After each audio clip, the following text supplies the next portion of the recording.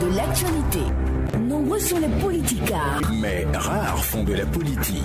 Les gens pensent que quand on dit opposition, majorité, c'est vraiment chacun sort avec sa hache. Non, c'est pas ça la politique. Je pense qu'on peut toujours mettre une bonne dose de sincérité dans les rapports qu'on a avec les uns et les autres. Nombreux ont de la prétention, mais rares prennent des positions. En 1974, quand le général Feu Marc Tchemoko Garangoua a approché les partenaires sociaux en les respectant, cette même question de guerre qui est forcément utilisée ici, les syndicats ont accepté qu'on mette en place l'impôt unique sur le traitement de salaire. Nombreux font des jugements, mais rares ont la justesse. Tout le monde est mauvais sauf celui qui parle. Toutes les femmes se battent autant que les hommes. Mais je dirais aussi qu'il y a des ministres hommes qui ne sont pas compétents mais qui sont là quand même. Ou bien. Mais quand l'actualité devient l'objet, tous deviennent sujets. Aujourd'hui, c'est les autres qui parlent de nous. Quand on analyse ce nombre de choses, il y a des choses qu'on peut savoir. Et si on ne prend pas ça en compte, en termes de stratégie sur le long terme, on peut ne pas être sur la bonne trajectoire. Questionnement, critique, analyse, décryptage et des avant-propos qui titillent. Il y a toujours un risque dans toute action. Ce que nous souhaitons, c'est que ces vaccins soient efficaces et n'aient pas de conséquences énormes. Les religions révélées ont tendance à croire que être animiste, c'est être athée. Or, être athée, ce n'est même pas croire en l'existence de Dieu du tout. En objectif, juste la vérité. Le tribunal de l'actualité ne condamnait pas l'information sans l'avoir jugée. Tweet TV, la télé interactive.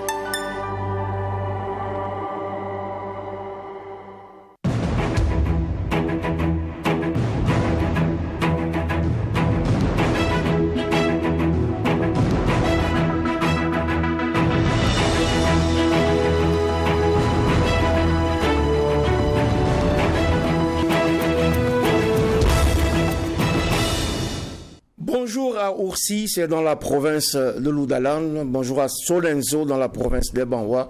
Nouveau rendez-vous ce mardi avec le prétoire du tribunal de l'actualité qui réunit le collège des juges au grand complet sur les derniers événements sécuritaires qui ont marqué le Burkina. Visite du chef de l'État à Kaya, crise humanitaire, prouesse des forces de défense et de sécurité. Nous parlerons un peu de tout cela au cours de cette heure d'émission, d'échange avec vous. Bonjour, juge Bernard Abougman. Bonjour, président Tomangui. Bonjour, juge Vaha. Bonjour, juge Ouedraogo. Bonjour, madame, messieurs. Bonjour, juge Bougouma. Bonjour, juge Ouedraogo. Bonjour, président Tomangui. Bonjour, auditeurs et téléspectateurs. Juge Vaha, bonjour. Juge Bougouma, bonjour. Bonjour. Monsieur le président, bonjour. Mesdames et messieurs, bonjour. Voilà un juge qui me donne monsieur le président, du monsieur le président, et bonjour à toutes, bonjour à tous, et bienvenue à cette nouvelle audience du tribunal de l'actualité sur la télé interactive Truth TV et sur Watt FM, c'est votre radio 100% urbaine, ainsi que sur nos plateformes numériques. Vous le savez, chaque audience du tribunal de l'actualité démarre avec les avant-propos des juges que je convoque à présent.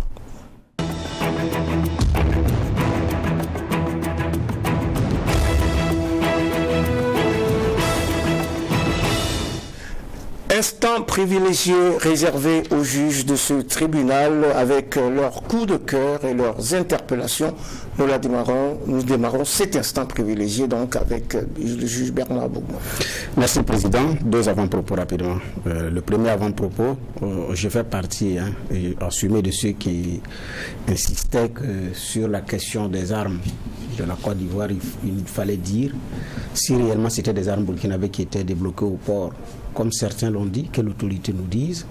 Si c'est un don que l'État de Côte d'Ivoire a fait au Burkina Faso, il faut également dire. Quoi qu'il en soit, par rapport à cette situation, à cette provenance, c'était de dire au Burkinabé la vérité, parce que c'est ça aussi être burkinabé. On ne pouvait pas laisser les rumeurs, les supputations, et surtout que sur la question, les Burkinabés étaient très divisés. On a vu des audios qui ont été très durs à l'endroit de certains confrères qui ont dit un son de cloche que certains ne voudraient pas entendre, alors qu'en face, il y a une autorité qui pouvait dire les choses telles qu'elles sont pour que toute cette divergence de point de vue et ce durcissement de ton lié à ça puisse effectivement se taire. On ne l'avait pas entendu. Et effectivement, vendredi, quand on en parlait j'en avais évoqué, j'avais d'ailleurs dit le jeudi en avant-propos, non dans les commentaires, où c'était le jeudi, que des informations que nous avions, c'est le Burkina Faso qui a demandé les armes à la Côte d'Ivoire, tout comme à d'autres pays, et même à la CEDEAO. Et donc la Côte d'Ivoire a accédé en faisant ce don qui a été effectivement dit. Bon, certains ne voulaient pas entendre, mais j'ai dit en face, moi, je n'en voulais pas à la Côte d'Ivoire d'en parler. Je demandais à nos autorités de nous dire réellement et de situer les Burkinabés qui étaient très divisés sur cette question de dire. Je ne parle pas d'Alassane Ouattara qui a donné au Burkina. J'ai dit Côte d'Ivoire au Burkina. Je ne parle pas des hommes qui sont passagers dans l'exécution de leur mission. Je parle d'État à État qui restent, quelle que soit l'autorité qui va venir. La Côte d'Ivoire va rester, le Burkina va rester. Donc, effectivement, le chef de l'État a été précis. C'est le Burkina, à la demande du Burkina, comme à d'autres pays, et c'est la Côte d'Ivoire qui a donné pour les questions de frontières. C'est déjà bien de dire les choses telles quelles, et ça coupe court à tous les débats. J'ai dit qu'à un moment donné, on a besoin qu'on parte en rang serré contre les groupes armés terroristes. Et une question de dont nous divise en termes de clivage, de la frustration, de la rancune, de la haine entretenue, et ce n'était pas normal.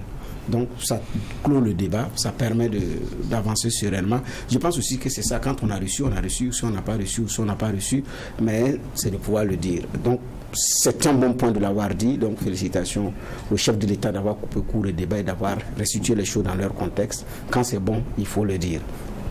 Le deuxième avant-propos, rapidement pour terminer, ce n'est plus un secret. Hier, quand nous montions au tribunal, quelques minutes avant, nous avions vu que France 24 est suspendu. Et hier, nous également, on a vu le communiqué qui a circulé par rapport à Libération aussi, qui a publié des choses qui ne sont pas exactes selon le porte-parole du gouvernement sur le Burkina Faso.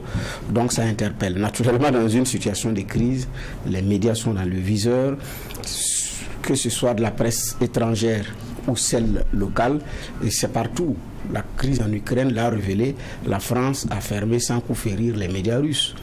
Et tout le son de cloche qui va venir de façon contraire, naturellement, ça va passer très difficilement. Donc, il y a cette communication, il y a cette propagande en temps de guerre. C'est sûr que tous les États s'inscrivent dans cette situation.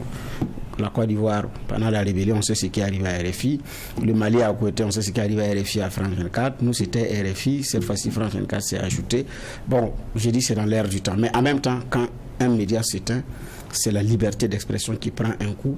C'est la liberté de presse qui prend un coup. Et dès lors que c'est une liberté qui prend un coup, naturellement, on ne peut pas soutenir. Mais j'ai dit, il y a des réalités du moment. Il y a des gouvernants actuels qui ont pris une option et qui assument. Je pense aussi quand c'est comme ça, les choses sont claires. L'option a été prise par le politique. La preuve, ce n'est pas le CSC qui s'est mêlé. C'est le politique qui a pris sa décision et qui l'assume. C'est sûr que nous sommes dans cette tendance. Parce que même quand RFI avait été coupé, ils ont dit clairement c'est une décision politique et ils assument. Cette fois-ci, c'est la même chose. Donc, on prend acte et puis on avance. On prend acte et puis on avance. La guerre est aussi communicationnelle, elle doit se jouer sur tous les fronts et nous tous, nous devons nous impliquer dans ce combat pour que notre pays sorte de cette ornière et espérons que petit à petit on reprenne du poil de la bête et qu'on retombe sur nos pieds comme j'aime à le dire. Juge Geoffroy Baha, votre avant-propos du jour. Oui, merci Président. Deux avant-propos.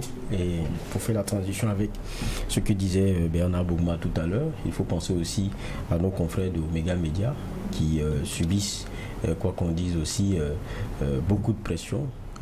Non du tout positive. Ce sont des menaces, des messages de haine à leur endroit, que ce soit les journalistes ou le média même de façon générale. Et le groupe a officialisé qu'il avait porté une plainte dans ce sens-là. On est dans un contexte qui est assez difficile et je pense qu'il y a des comportements dont on peut se faire l'économie. Le rôle des médias, on les connaît. Le rôle du journaliste aussi, on le connaît. Il faut accepter la critique tant qu'elle est objective. Je pense que ça, c'est très important. Et donc, c'est une pensée à l'endroit de ces confrères-là et à l'endroit de ce média qui est, un média burkinabé. Et puis j'ai dit j'avais 2 avant-propos. L'autre avant-propos, c'est une cérémonie d'incinération de drogue. Cela a eu lieu sous le regard du colonel Adoudou Karim Lamizana, celui qui l'a présidé. Il est le gouverneur de la région du Centre-Est. Et quand on lit, c'est quand même des éléments qui ont été confisqués et saisis en 2016 et 2023 qui ont été incinérés. On parle d'une valeur de 205 millions de francs CFA. Vous y trouverez un peu tout, cigarettes, les cartons de cigarettes, le tramadol, comme on connaît, bien consommé par beaucoup de Burkinabés aujourd'hui, et le chanvre indien, on parle de près de 200 kg, et ça dénote de ce qu'il y a une forte consommation de ces stupéfiants, de ces petites choses qui sont des vices de vie aujourd'hui, et qui gagnent qui gagnent une bonne partie de notre population. Il faut faire attention. Et quand on parle de la drogue, même de ces stupéfiants, même de l'alcool que vous avez à certains degrés très forts, et puis accessible à bas prix, parce que dans des petits sachets et tout, vous les voyez circuler autour d'écoles. On a fait plusieurs reportages sur cette question. Donc on a une jeunesse qui est très exposée à ces éléments-là. Donc c'est très nuisif. Et quand on regarde, même pour l'économie, on parle d'un impact de près de 7 milliards de francs CFA du fait de la fraude.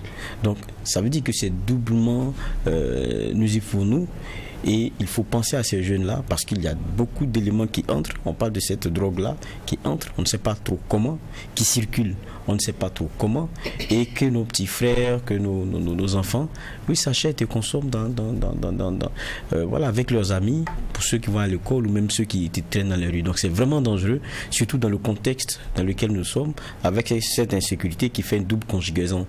C'est vrai, du fondamentalisme religieux avec le terrorisme, mais aussi du grand banditisme.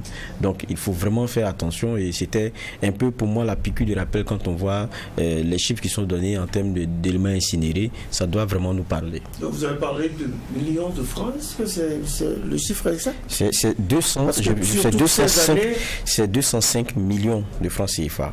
La valeur. 205 millions de francs CFA. On parle de 235 cartons de cigarettes, 56 cartons de tramadol, 200 kg de chanvre indien, cannabis. Voilà. Et nous sommes en plein donc dans la lutte contre l'insécurité. Et la lutte contre l'insécurité suppose aussi la lutte contre toutes ces drogues, toutes ces substances psychotropes. Il faudrait donc s'y atteler, et nous restons évidemment solidaires avec nos confrères de Omega Media sous le coup de menaces, sous le coup de toutes sortes de turpitudes. Il faut que cela cesse évidemment, et qu'on laisse les journalistes exercer leur profession et qu'ils répondent simplement de leurs actes, si tant est qu'ils prennent des largesses avec la déontologie et l'éthique. Et nous écoutons à présent le juge Inoussa Ouedraogo pour son avant-propos du jour. Merci Président. Hier on a vu que les élèves du lycée technique national Aboubakar Sangoulé Lamizana ont fait un don qui a été reçu par le président du Faso, un don de 574 100 francs. Ces élèves-là disent donc participer ainsi à l'effort de guerre. C'est une excellente chose que je voudrais saluer.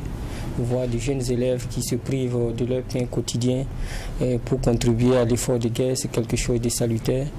Et merci à eux, et vivement que d'autres jeunes puissent emboîter le pas à ces élèves du lycée national Sangoulé Lamizana, et vivement aussi que d'autres Burkinabés qui le font déjà continuent à le faire, afin donc que chacun à sa manière puisse contribuer donc à cet effort de guerre, parce que la guerre ne se fait pas seulement au front, mais il y a aussi ceux qui restent en arrière-plan qui peuvent aussi apporter d'une manière ou d'une autre leur contribution, soit à travers la réflexion, mais aussi à travers donc ce genre d'actes que ces élèves-là ont posé. Bravo à eux, et merci aussi au président de les avoir reçus, parce que ça donne du baume au cœur d'être jeune et de savoir qu'on peut être reçu par son président, on peut aussi apporter sa contribution à l'édification de la nation. Bravo. Bravo à ces élèves donc qui participent à l'effort de guerre. La guerre ne se mène pas seulement au front. Il y a d'ailleurs plusieurs fronts sur lesquels doit se mener cette guerre, pas seulement le front militaire, pas seulement le front des opérations. Donc on peut très bien, dans sa profession, être au front, et être au combat, et être à l'écoute de cette guerre, et être aussi actif dans cette guerre. C'était la séquence avant-propos des juges du tribunal de l'actualité qui se penche aujourd'hui sur la situation nationale. Nous commençons par les bonnes nouvelles du front, justement, le front militaire avec des succès engrangés par nos forces combattantes sur le théâtre des opérations, notamment du côté de Oursi. L'armée burkinabé a en effet neutralisé le 26 mars dernier dans la zone de Oursi une quarantaine de terroristes lors d'une opération aérienne. Une cinquantaine de cadres terroristes étaient alors en pleine réunion dans la zone selon les informations rapportées par l'agence d'information du Burkina. Et bis repetita, une opération similaire dans la même zone a été menée donc avec succès. C'était ce lundi 27 mars, alors que plusieurs terroristes sont revenus chercher les corps de leurs compères tués la veille, Bernard Bougma. Oui, effectivement, ce sont des informations qui ont été rapportées. Et je vois également qu'au niveau même de la télévision nationale, certaines opérations aériennes sont filmées, diffusées lors du journal télévisé, ce qui n'était pas le cas. Il y a, depuis en tout cas que les opérations ont commencé pratiquement en 2015, que les attaques terroristes ont commencé. C'est à l'endroit de Saint-Thomas qu'ils veulent voir pourquoi. Oui, justement. Donc, je pense que le pouvoir actuel a également compris que c'est un élément important. Comment on appelle ça, la preuve pour confirmer qu'il y a des opérations aériennes qui se font et tout. Donc, parce que les uns, dans une situation pareille, cette forme de communication aussi veut son pesant d'or dans la mesure où cela participe du renforcement de la confiance entre les gouvernés et les gouvernants. Dans la mesure où on dit qu'on monte en puissance, c'est sûr que les esprits sceptiques voudraient des preuves matérielles pour croire qu'on a effectivement un matériel qui permet de localiser une cible et de frapper en plein dans le mille et engranger un résultat. Et ce spectacle-là, il y en a qui rêvent de voir ça comme dans un film vietnamien. Voilà. Et aujourd'hui, ces appareils, au même moment qu'ils sont sur le théâtre des opérations, peuvent effectivement aussi filmer à partir de l'appareil sans qu'on ait forcément besoin d'avoir un reporter d'image à bord. Donc l'appareil lui-même fait ce travail de filmage et puis bon voilà. Donc j'ai dit c'est un autre pas de franchi dans la communication de cette guerre parce que ça participe de cela. Donc aujourd'hui, il y en a qui, quand ils captent le 20h de la télévision nationale, il y a des expressions comme vecteur aérien qu'ils veulent entendre. Il y a des expressions que les bonnes nouvelles au front et qu'ils veulent entendre. Mais avant, c'était des images floutées, du matériel récupéré, et puis bon, voilà. Mais cette fois-ci, je dis bien, ils suivent ça comme dans un film. Et voilà. Donc, c'est bien aussi de remonter des nouvelles du front pour que le citoyen puisse savoir que la dernière fois, quand il y a eu la présentation d'ailleurs d'un échantillon de l'armement au niveau de la base aérienne, pour l'appui aérien, j'avais dit pour qui connaît l'armée burkinabé, qui est très silencieuse, qui assume son nom de grande muette, c'est sûr que ça a été un effort surhumain d'accepter de présenter une partie de ce matériel-là. On n'est pas beaucoup plus habitué à présenter l'armement reçu. C'est quand c'est un donateur qui envoie, l'Union européenne, la France, les États-Unis, mais apparemment c'est le donateur qui organise d'ailleurs pour dire qu'il a donné ceci. Quand nous-mêmes on fait l'acquisition du matériel, on n'en parle pas. Sinon les Illichtoun et les Antonov ont fait un balai incessant à Ouagadougou depuis plusieurs mois, mais on n'en entendait pas parler. C'est des gens à l'intérieur qui introduisent, qui peuvent vous envoyer quelques informations en privé, mais quand vous demandez la preuve par la photo, par l'image, ils refusent. Ils vous disent c'est à prendre ou à laisser. Même la preuve par l'image, vous ne l'aurez pas. Mais j'ai dit c'est une autre étape qui est en train d'être franchie dans le sens de la communication. Parce que c'est aussi des gens qui ont compris que c'est très très très important, parce que les Américains ont perdu la guerre en Vietnam sur le terrain, mais l'ont gagné à la télévision et au cinéma, à telle enseigne que aujourd'hui Rambo est toujours d'actualité, Arnold Schwarzenegger est toujours d'actualité, et j'en oublie ces acteurs qui ont marqué le cinéma américain. Et aujourd'hui, quand on présente l'américain, c'est quelqu'un qui est fort, et pour un seul américain ils peuvent raser tout un village et ils vont le récupérer parmi un milieu de combattants. Donc ça, c'est resté dans l'esprit des uns et des autres. Et je pense aussi que nous sommes dans cette logique. Ce qui s'est passé à Oursi, pour terminer, vous savez que Oursi fait partie des 4 localités qui ont été tapées en 2015 du fait du terrorisme. Parce qu'il y a eu Tambao, il y a eu Déou, il y a eu Oursi, et il y a eu quelque chose, comme on appelle ça, Samourugouan, avant 2016, où il y a eu l'attaque d'envergure à Ouagadougou. Donc Oursi, c'est aussi, comme on appelle ça, sur le plan de la lutte contre le terrorisme, c'est une localité symbole, parce qu'elle fait partie des toutes premières localités à être frappées par le terrorisme au Burkina Faso en 2015, vers la fin de la transition. On était en pleine transition quand Oursi a été tapé. Donc ici, je dis c'est une localité symbole, parce que là, les terroristes, ils sont depuis cette époque, ont mené plusieurs attaques, et certainement, pour eux, c'est comme si c'était un terrain conquis. Donc, c'est un enjeu.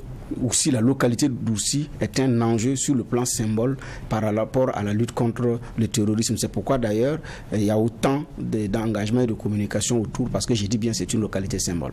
C'est une localité symbole Oursi, et Oursi qui nous met un peu de baume au cœur. Geoffroy Vara, en même temps qu'on comprend les propos donc, du juge Bernard Bougma, la Grande Muette n'est-elle pas obligée d'être moins muette en raison de la situation, mais en même temps, ce n'est pas stratégiquement communicationnel de ne pas communiquer sur certaines choses? Bon, je pense que ça tombe sous le sens, c'est tellement logique. On est en guerre. Et en guerre, on ne peut pas se permettre de tout dire, on ne peut pas se permettre de tout donner, on ne peut pas se permettre de communiquer à tout va. Il y a de l'information à contrôler, il y a de l'information à distiller selon son pesant d'or en termes d'impact pour les récepteurs, qui est le destinataire final. Ils ne doivent pas tout savoir, mais ils doivent savoir l'essentiel. C'est un peu... Et quand je dis qu'ils ne doivent pas tout savoir, ils ne doivent pas savoir ce qui peut nuire à certaines missions ou à certains éléments même qui sont de l'ordre de la stratégie pour pouvoir avancer dans cette guerre-là. Donc, il y a du sélectif, forcément. Maintenant, il y a aussi l'obligation, quoi qu'on dise aussi, de communiquer, parce que vous devrez entretenir aussi, quoi qu'on dise, la flamme, l'espoir et tout ça. Mais ça se fait en ne partageant pas que l'information de ce qu'on a eu en embuscade ici, on est mort ici, on a fait ceci, on a fait cela, et que ce soit toujours des pertes dans les rangs de nos armées. Quand la communication, tout ce que le destinataire, c'est-à-dire que le Burkinabé entend, c'est ça lui donne l'impression déjà que ça ne va pas. Donc, c'est vrai que les hauts faits, c'est vrai que certaines victoires, c'est bon de communiquer là-dessus. Et ça, c'est une stratégie forcément qui est assise par l'armée. La guerre, elle est pluridimensionnelle, communicationnelle aussi. Maintenant, en même temps aussi, il y a des exigences, il y a des réalités, parce que vous êtes jugé. Quand tu as le discours qu'on est en train de faire de l'acquisition d'armes, on doit sentir aussi quelque part qu'il y a une plus-value. Je pense que de mémoire, depuis que le MPSR2 est là, la vidéo aérienne que moi j'ai vue et qui a été partagée par le service de communication de la présidence dans les groupes que nous avons, c'était le 16 février, si ma mémoire elle est bonne. C'est concernant Déou. Lorsque nos FDS sont tombés dans une embuscade et qu'il y a eu comment on appelle ça, il y a eu une opération pour chasser ces derniers-là, voilà, le ratissage. Les images aériennes ont été partagées dans les groupes, mais ils ont dit opération en cours. Maintenant, avec toute la responsabilité de journalistes que nous sommes, on a préféré attendre qu'on sache que ce soit fini pour pouvoir utiliser certaines images, même dans nos sessions d'information, pour mieux étayer et communiquer sur, comment dire cela, donner le détail et le clair mot sur ce qui s'est passé. Mais ça, c'est intéressant, parce que quand vous êtes assis aux 20h et que vous regardez ça, vous vous dites, bon, on nous dit qu'on a pu faire de l'acquisition de matériel et tout, ça au moins c'est quelque chose de palpable. Vous avez les images aériennes, vous avez les frappes qui sont faites et tout. C'est vrai que tout ne se fait pas dans le détail, quand vous regardez, mais vous sentez les explosions et tout, c'est des choses que vous voyez, vous dites, c'est vrai qu'on fait des sacrifices, on nous demande de faire des efforts, mais sur le terrain, ça veut dire qu'il y a quelque chose de positif. Parce que n'oublions pas que le Burkina dans lequel on est là, on nous a, depuis de 2016 jusqu'à 2021, les budgets pour prendre la défense et de la sécurité, ils sont surgonflés. Maintenant, c'est qu'il n'y avait pas un alliage positif entre l'augmentation de cet effort-là qui partait pour la guerre et les résultats sur le terrain. Donc, ça fait que les Burkinabés sont très regardants là-dessus. Faut-il continuer de faire des efforts pour ne pas avoir des résultats? Maintenant, quand ils font des efforts, qu'on dit il y a des armes qui sont venues et qu'ils ont de façon plus palpable comme ça des faits qui montrent que sur le terrain on utilise de nouveaux types d'armes que nous n'avions pas, je pense que c'est un peu la communication aussi qui rassure, qui arrange forcément celui aussi qui tient les manettes, parce que il y a un discours qui est tenu. Quand vous venez présenter des armes, ou bien vous dites que faites des efforts parce qu'on va en acheter, vous êtes tenu aussi par montrer qu'il y a cet investissement qui est fait. Donc je pense que tout ça, ça participe vraiment à ces choses. Maintenant, il faut commencer d'abord par féliciter nos forces de défense et de sécurité pour ces résultats qui ajoutent du baume au cœur. C'est une félicitation. On est content que finalement on commence à avoir de bons résultats sur le terrain. Moussa Ouedraogo, l'armée burkinabé a acquis récemment des vecteurs aériens, c'est ça, de pointe, des vecteurs aériens de pointe, et des opérations aéroterrestres d'envergure sont engagées sur plusieurs fronts. Ce qui veut dire que le rapport de force est en train de changer, qu'on engrange en tout cas des succès. On a parlé de Oursi, mais il y a aussi d'autres localités qui sont concernés. L'espoir renaît, selon vous, Moussa Ouedraogo? Nous sommes obligés d'avoir de l'espoir. Nous sommes obligés de cheviller à notre corps cet espoir-là, parce que nous n'avons pas d'autre choix que de continuer le combat. On peut trébucher, on peut tomber, mais il faut toujours se relever et aller de l'avant. Et je pense que c'est ce que notre armée essaie de faire. Nous avons subi pendant longtemps, et si les informations qui sont partagées ça et là peuvent contribuer en tout cas à donner du baume au cœur aux Burkinabés, à leur donner le sentiment que les choses sont en train d'être faites sur le terrain, de sorte à ce que bientôt nous soyons libérés définitivement de cette hydre terroriste, on ne peut que saluer. Mais moi je voudrais mettre du bémol aussi pour dire que très souvent ce sont les militaires eux-mêmes qui en voulaient à certains journalistes ou à certains activistes de publier un certain nombre d'armes et d'équipements de notre armée dans l'espace public, parce que l'ennemi saura probablement les armes que nous avons, etc. Et donc quand j'ai vu ces équipements qui sont présentés, je me suis dit bon, c'est vrai, on peut vouloir faire de la communication pour dire à l'ennemi que nous avons acquis de nouveaux matériels, mais en même temps je m'interroge sur sa pertinence quand on sait qu'effectivement l'ennemi peut savoir le type d'armement que nous avons, et en fonction de cela donc soit se préparer ou en tout cas replier stratégiquement.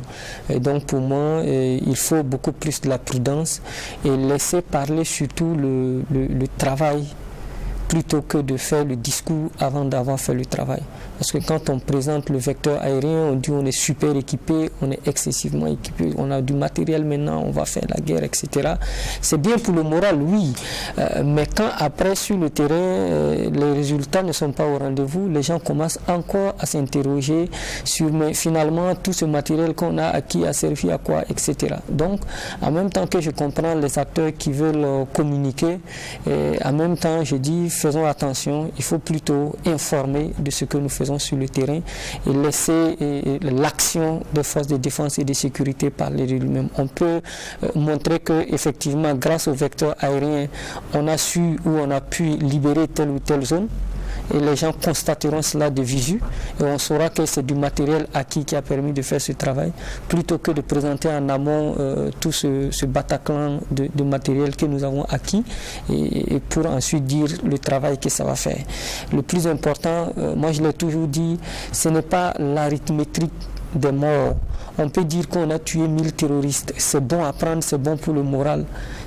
Mais en même temps, c'est mieux d'entendre voici les zones que nous avons pu libérer, voici les populations qui sont retournées. Ça, ce sont des actions concrètes qui permettent vraiment de considérer que nous avons acquis des choses concrètes et qu'il n'y a pas de risque que d'ici quelques jours, on revienne encore à des choses qu'on avait déjà acquis. Sinon, l'un dans l'autre, c'est toujours bien d'entendre que notre armée a pu faire des percées et a pu donc neutraliser des ennemis.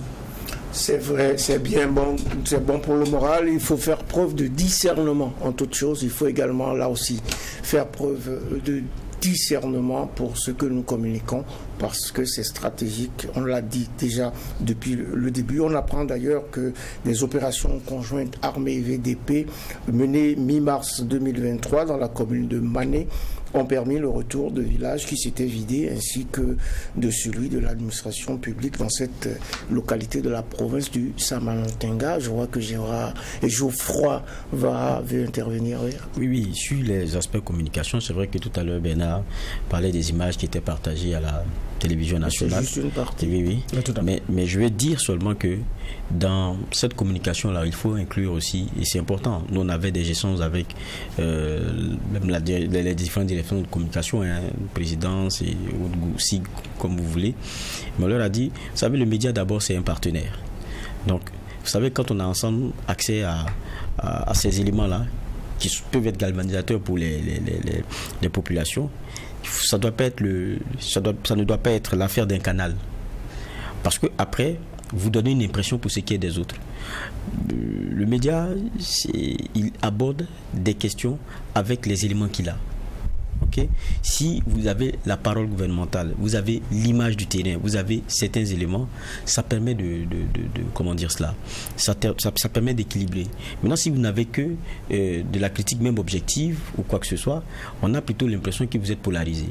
Donc, quand on a accès ensemble à ces éléments qui sont galvanisateurs, je pense que ça permet aussi de diluer la perception que les gens ont et la catégorisation qu'ils font de certains médias. Et ça va permettre aussi d'éviter, comme avec des éléments comme ce qu'on déplorait en début d'émission concernant par exemple le groupe Méga. Quand on a cet accès-là, vous n'êtes pas peint comme quelqu'un qui ne donne que de l'information qui n'est pas bonne. Mais quelquefois, si vous ne l'avez pas, pour pouvoir le présenter comme l'autre, ça sera toujours un peu compliqué.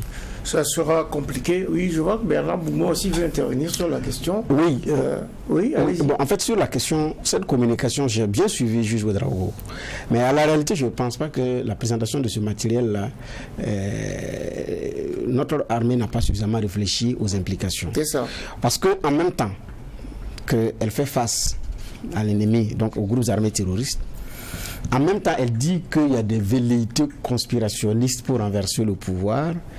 Il y a le chef de l'État, c'est super qu'on en parle, Kaya a dit qu'il y a des activistes qui sont dans une communication au service des terroristes.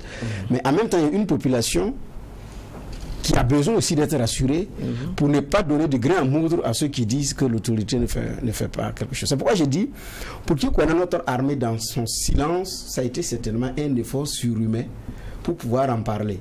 La dernière fois, je me disais, est-ce que d'ailleurs, s'il n'y avait pas eu l'affaire de 2,3 milliards de matériel ivoirien dont on a parlé, est-ce qu'il y aurait une communication même? Je m'étais posé la question. Donc, c'est vrai que c'est du matériel militaire. L'ennemi peut regarder et dire, ah, vous avez ça, j'arrive. Mais ils disent que ce n'est que, ils disent même que ce n'est qu'une infime partie, un petit échantillon de ce qu'ils ont juste présenté. Bon, bref. Donc, c'est-à-dire ici, ce n'est pas que les enjeux ne sont pas maîtrisés, je ne pense pas. Je pense aussi que ça participe d'une communication pour assurer, avoir l'opinion avec soi pour dire, nous travaillons. Donc, s'il y a quelqu'un qui veut déranger, attention, ne les touchez pas parce qu'ils sont dans une bonne direction. Je pense qu'il y a cette intention qui est derrière. Parce que dans une communication, dans un message qui est émis, c'est l'intention de départ qu'il faut chercher.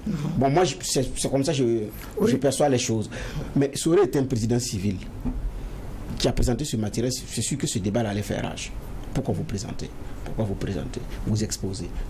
Mais comme ce sont des militaires, cette critique est moins donné, moins perceptible, parce qu'on se dit que le militaire il sait ce qu'il fait, il sait où il veut aller, il y a une stratégie qui est mise en place et il a besoin également de faire corps avec la population qui aujourd'hui a besoin d'espoir, a besoin de savoir que son armée reprend du poil de la bête et donc a la capacité nécessaire pour faire face à la menace. Et même ce n'est plus une menace aujourd'hui, les gens sont passés à l'action depuis.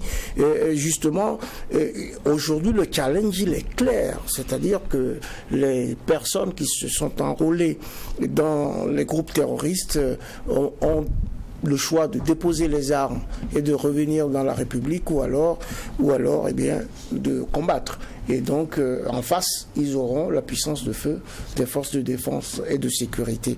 Le chef de l'État l'a d'ailleurs dit à Kayar lors de sa récente visite, nous savons.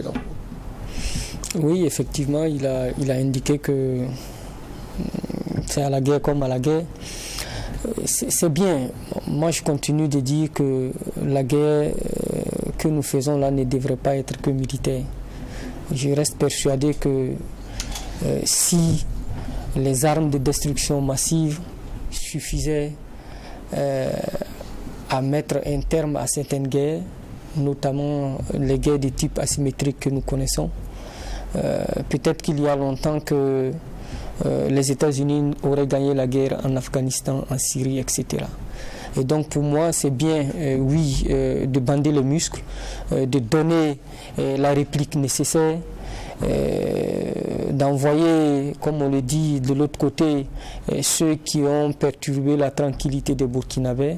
Mais à côté de ça, il y a un travail à faire pour recoller aussi les morceaux, pour essayer de rattraper les insuffisances. La guerre, c'est aussi l'économie qui est actuellement exténuée complètement. La guerre aussi, c'est la dimension culturelle qu'il faut mettre en avant. La guerre aussi, c'est le quotidien des Burkinabés qui aujourd'hui tue le diable par la queue. Donc il y a un ensemble et le tout militaire, même si on peut comprendre le contexte dans lequel nous sommes, parce que ça fait plusieurs années que nous sommes dans cette guerre-là et à un moment donné, il faut bien entendu donner l'assaut final, mais en même temps, il y a d'autres éléments à prendre en compte et je n'ai pas le sentiment, quand on écoute le président du Faso, que tous ces compartiments sont pris en compte. On est focus sur la guerre, rien que la guerre, seulement que la guerre. C'est bon, mais c'est bien également de penser aux autres leviers de la société et penser aux autres domaines afin donc que les autres piliers qui tiennent la République aussi maintiennent le pays debout. Pour moi, c'est ce qui est important.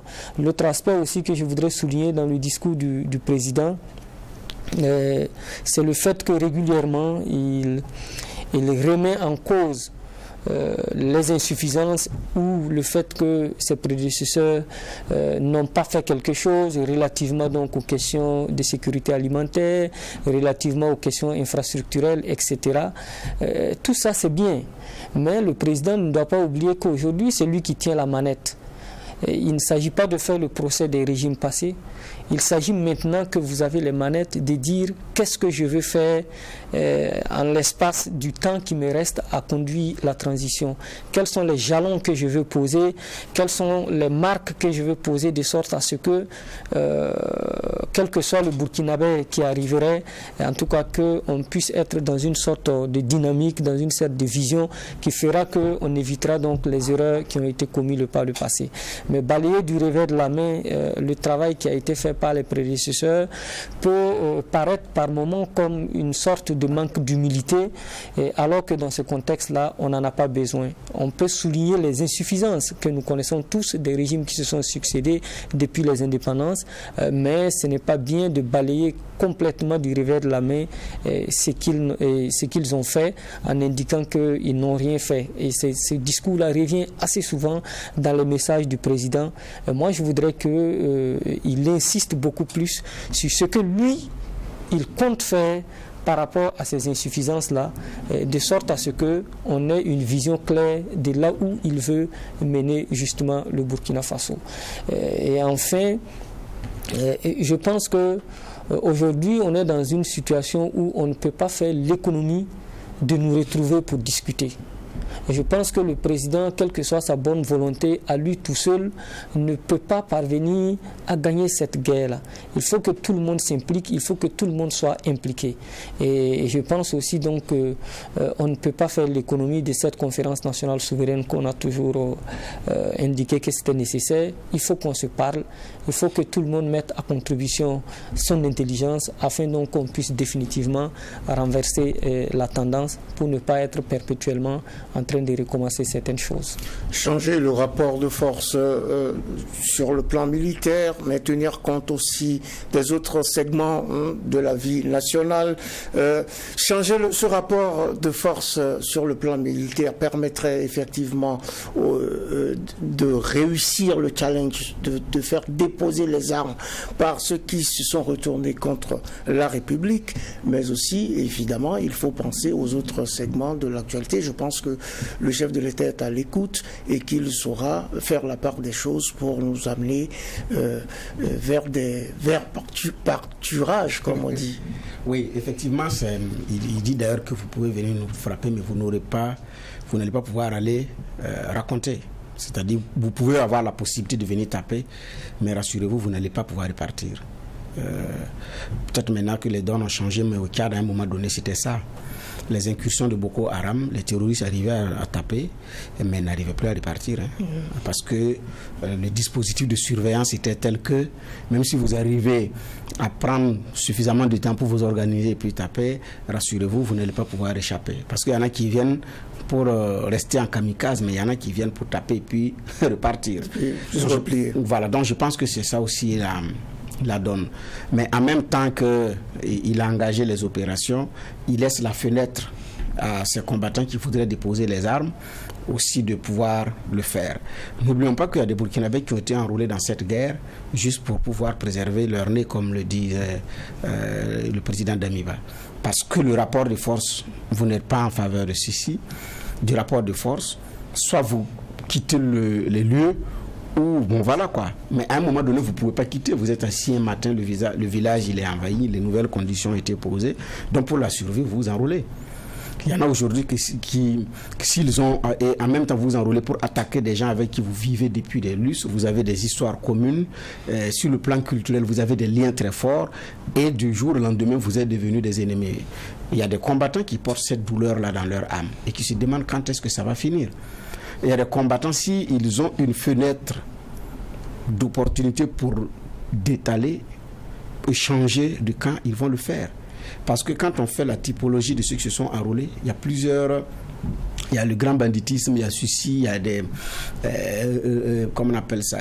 Il y a des arguments religieux, il y a des arguments ethniques, il y a des arguments géographiques, il y a des arguments... Mais il y en a aussi qui sont de force pour la survie. Donc, des informations qui remontent que, bon, dit au père de famille, il faut laisser au moins 1 ou 2 enfants venir, sinon... Bon, il y en a qui ont refusé, il y en a qui... Bon, voilà. Donc, la réalité aussi, elle est là, implacable. Maintenant, comment on organise pour que ceux qui ne veulent pas, qui veulent déposer les armes, puissent trouver maintenant un créneau? Je pense que c'est maintenant un travail d'intelligence à faire avec les terres couronnées qui sont dans ces localités et tout, quoi.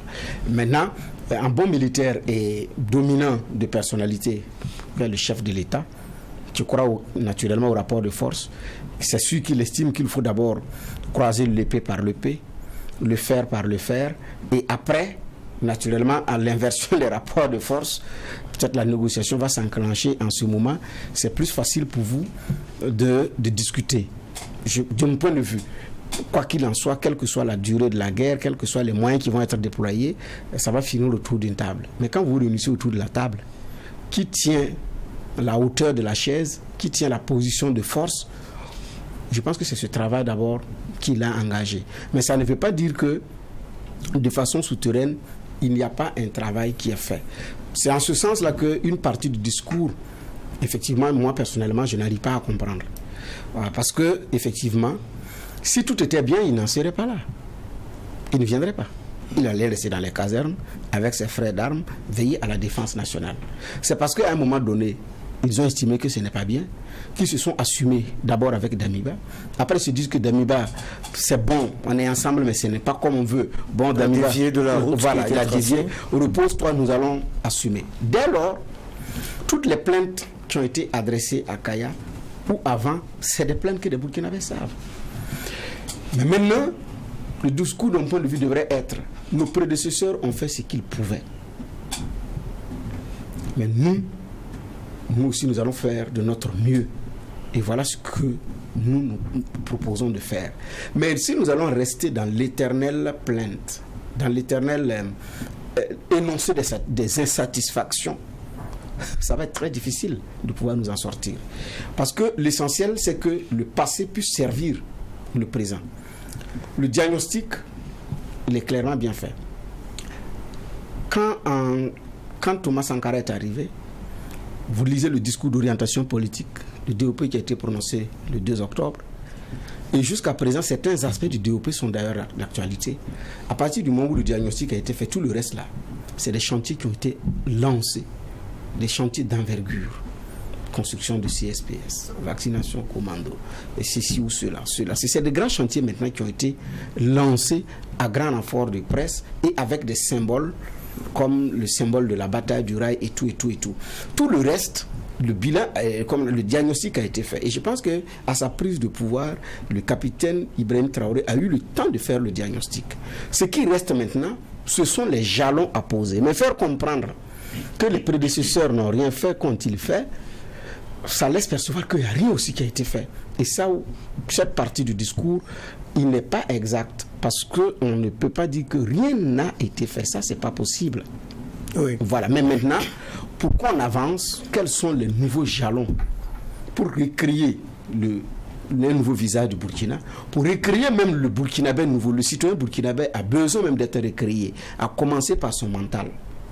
Ça, il faut maintenant que nous quittions la posture de plainte, la posture de généralité plaintive, pour entrer dans la posture de l'activation, de l'activation du nouveau Burkinabé. Je pense que à partir de ce moment, même ceux qui ont fait de leur mieux, mais que nous estimons qu'ils n'ont pas fait assez, estiment que accompagnons-le pour qu'il fasse mieux, parce que sur la base de notre expérience. Mais quand ils se sentent frustrés, alors que vous voulez qu'on embarque à l'unisson pour la construction, effectivement, vous laissez des gens en chemin. Et ça frustre. Ça, il faut avoir le courage de le dire pour des gens qui vous ont servi, qui vous ont dispensé le savoir, qu'ils soient intellectuels ou militaires, sur l'action du politique, naturellement. Ça peut effectivement prêter à confusion de mon point de vue. Donc, j'ai dit, mais comme il dit que Kaya, c'est la rampe de lancement d'une nouvelle révolution de Burkina, moi, j'attends maintenant les prochains discours parce que je me dis que Kaya fait partie toujours du diagnostic et peut-être que comme il fera d'autres localités, en fonction du discours maintenant qui va être servi, on aura l'orientation claire de ce qui a été dit parce qu'on ne peut pas aussi soigner la plaie sans effectivement nettoyer les impuretés à côté. Alors, juge Bougma attend le prochain discours. Moi, je dirais qu'il faut moins de discours et beaucoup plus d'action. L'État est une continuité et chacun a ajouté de la terre à la terre, n'est-ce pas, juge Geoffroy Vara? Oui, c'est clair. Maintenant, c'est vrai que cette partie du discours-là, où on a l'impression de passer au crible ceux qui sont passés, mais qui est passé avant? Qui est passé pour qu'on soit dans cette situation-là? Ça aussi, c'est un regard qu'on devrait avoir. Est-ce que peut-être que le propos n'a pas été jusqu'au bout, tant et si bien que certains se sentent visés.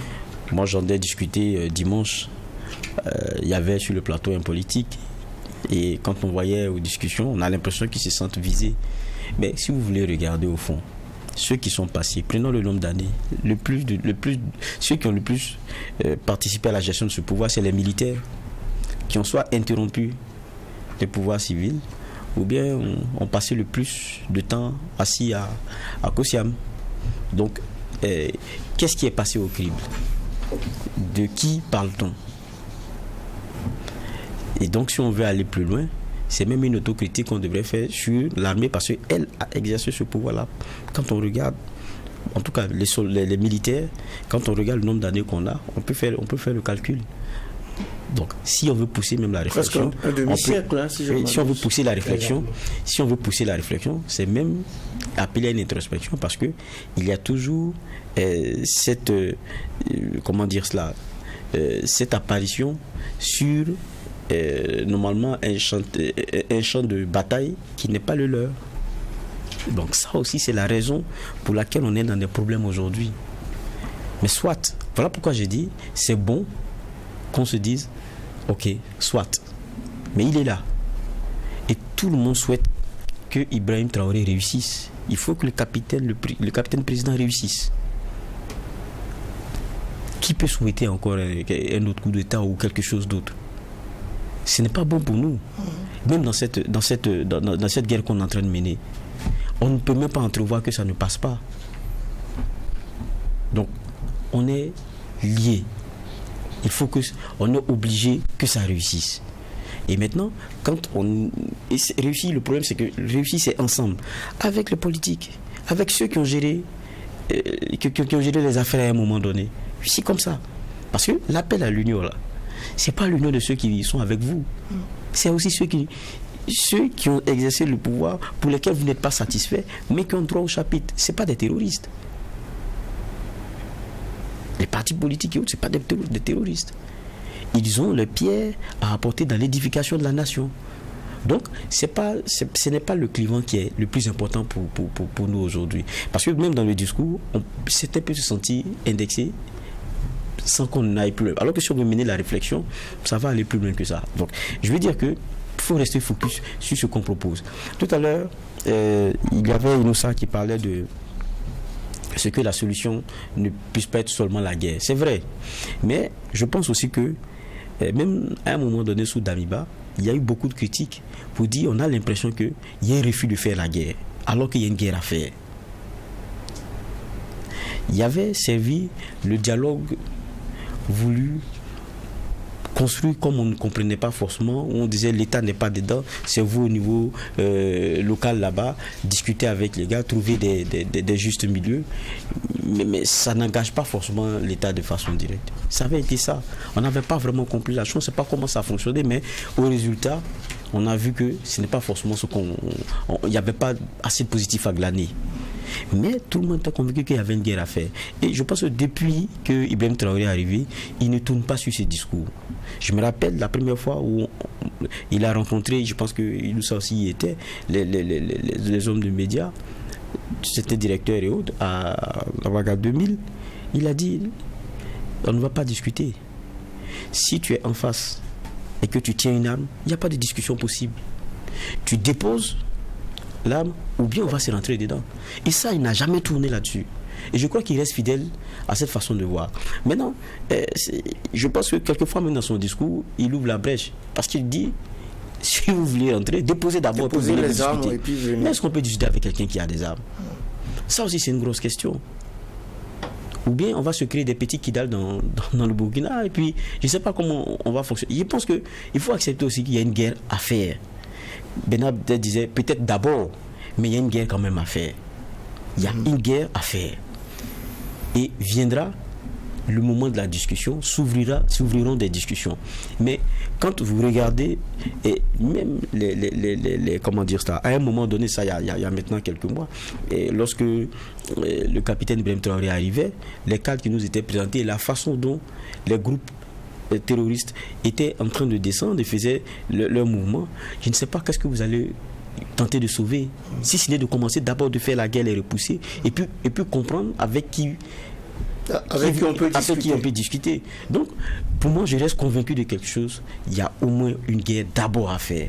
Et je pense que c'est dans cette optique-là que le capitaine Ibrahim Traoré se lance. Mais je suis d'accord aussi qu'il y a des discussions à mener. Mais est-ce qu'on est dans le temps de la discussion aujourd'hui? Ça, je ne crois pas trop. Il y a une guerre à faire et je crois que la priorité aujourd'hui, c'est la guerre. C'est le propos du juge Geoffroy Favara. C'est cette guerre qu'il faut mener. J'avais voulu qu'on parle aussi de la situation humanitaire avec cette mission de la CEDEAO qui séjourne actuellement au Burkina Faso. Mais le temps qui nous est imparti est arrivé à son terme.